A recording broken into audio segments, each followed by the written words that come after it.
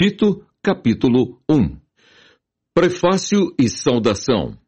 Paulo, servo de Deus e apóstolo de Jesus Cristo, segundo a fé dos eleitos de Deus, e o conhecimento da verdade, que é segundo a piedade, em esperança da vida eterna, a qual Deus, que não pode mentir, prometeu antes dos tempos dos séculos, mas a seu tempo manifestou a sua palavra pela pregação que me foi confiada, segundo o mandamento de Deus, nosso Salvador, a Tito, meu verdadeiro filho, segundo a fé comum. Graça, misericórdia e paz da parte de Deus Pai e da do Senhor Jesus Cristo, nosso Salvador. Encargo de organizar a igreja de Creta e reprimir falsos doutores. Por esta causa te deixei em Creta, para que pusesses em boa ordem as coisas que ainda restam, e de cidade em cidade estabelecesses presbíteros, como já te mandei. Aquele que for irrepreensível, marido de uma mulher, que tenha filhos fiéis, que não possam ser acusados de dissolução, nem são desobedientes. Porque convém que o bispo seja irrepreensível como despenseiro da casa de Deus, não soberbo, nem iracundo, nem dado ao vinho, nem espancador, nem cobiçoso de torpe ganância, mas dado à hospitalidade, amigo do bem, moderado, justo, santo, temperante, retendo firme a fiel palavra, que é conforme a doutrina, para que seja poderoso, tanto para admoestar com a sã doutrina, como para convencer os contradizentes. Porque há muitos desordenados, faladores, vãos e enganadores, principalmente os da circuncisão, aos quais convém tapar a boca. Homens que transtornam casas inteiras, ensinando o que não convém por torpe ganância. Um deles, seu próprio profeta, disse: os cretenses são sempre mentirosos, bestas ruins, ventres preguiçosos. Este testemunho é verdadeiro, portanto repreende-os severamente, para que sejam sãos na fé, não dando ouvidos às fábulas judaicas, nem aos mandamentos de homens que se desviam da verdade. Todas as coisas são puras para os puros, mas nada é puro para os contaminados e infiéis. Antes o seu entendimento e consciência estão contaminados. Confessam que conhecem a Deus, mas negam-no com as obras, sendo abomináveis e desobedientes e reprovados para toda boa obra. Tito, capítulo 2. Exortações aos velhos, às mulheres, aos jovens e aos servos. Tito deve ser ele mesmo um exemplo em tudo. Tu, porém, fala o que convém à sã doutrina. Os velhos que sejam sóbrios, graves, prudentes, sãos na fé, no amor e na paciência.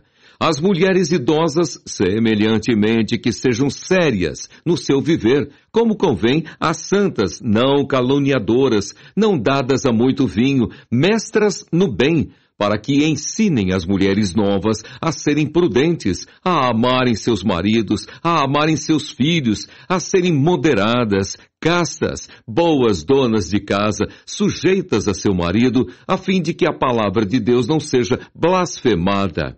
Exorta semelhantemente os jovens a que sejam moderados. Em tudo te dá por exemplo de boas obras.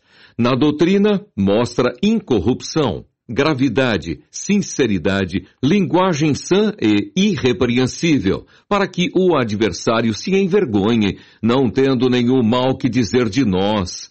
Exorta os servos a que se sujeitem a seu Senhor e em tudo agradem, não contradizendo, não defraudando, antes mostrando toda a boa lealdade, para que em tudo sejam ornamento da doutrina de Deus, nosso Salvador. A graça da salvação há de manifestar-se a todos, e Tito deve falar dela.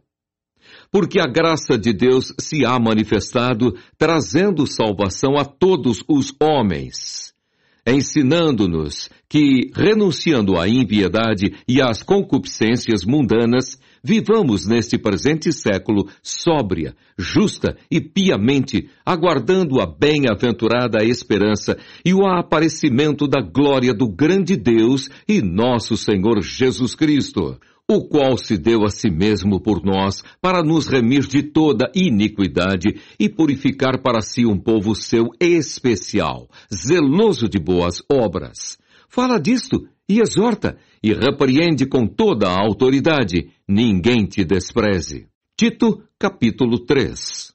Admoesta-os a que se sujeitem aos principados e potestades, que lhes obedeçam e estejam preparados para toda boa obra, que a ninguém infamem, nem sejam contenciosos, mas modestos, mostrando toda mansidão para com todos os homens.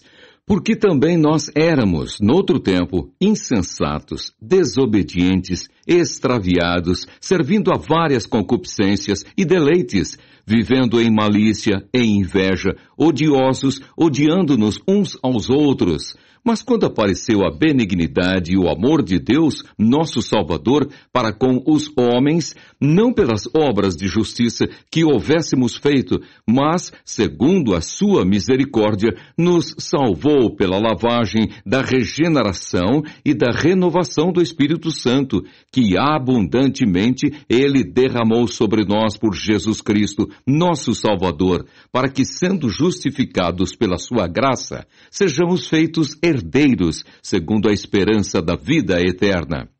Fiel é a palavra, e isto quero que deveras afirmes, para que os que creem em Deus procurem aplicar-se às boas obras. Estas coisas são boas e proveitosas aos homens. Mas não entres em questões loucas, genealogias e contendas e nos debates acerca da lei, porque são coisas inúteis e vãs. Ao homem herege, depois de uma e outra admoestação, evita-o, sabendo que esse tal está pervertido e peca, estando já em si mesmo condenado. Recomendações particulares. Saudações.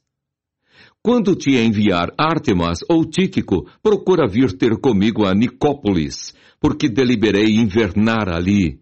Acompanha com muito cuidado Zenas, doutor da lei, e Apolo, para que nada lhes falte, e os nossos aprendam também a aplicar-se às boas obras, nas coisas necessárias, para que não sejam infrutuosos. Saúdam-te todos os que estão comigo. Saúda tu os que nos amam na fé. A graça seja com vós todos. Amém.